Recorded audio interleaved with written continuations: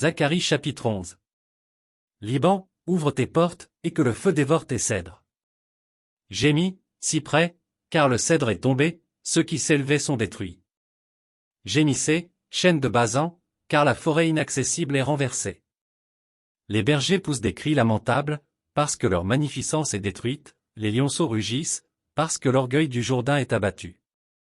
Ainsi parle l'Éternel, mon Dieu, paie les brebis destinées à la boucherie.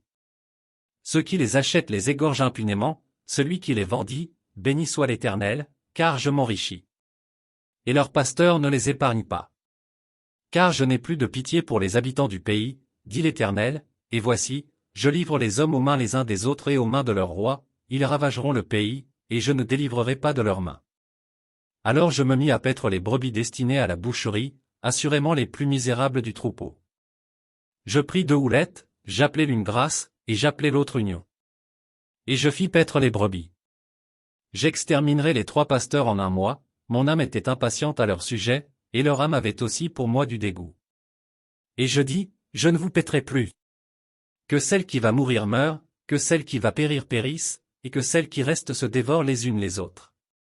Je pris ma houlette grasse, et je la brisai, pour rompre mon alliance que j'avais traitée avec tous les peuples.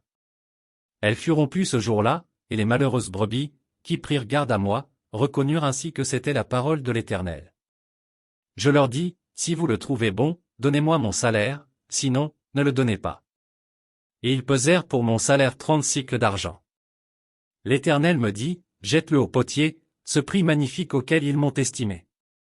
Et je pris les 30 cycles d'argent, et je les jetai dans la maison de l'Éternel, pour le potier. Puis je brisai ma seconde houlette union, pour rompre la fraternité entre Juda et Israël. L'Éternel me dit, prends encore l'équipage d'un pasteur insensé.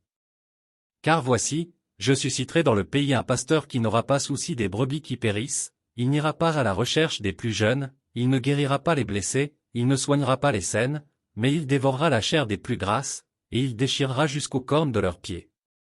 Malheur au pasteur de Néant, qui abandonne ses brebis. Que l'épée fonde sur son bras et sur son œil droit. Que son bras se dessèche, et que son œil droit s'éteigne.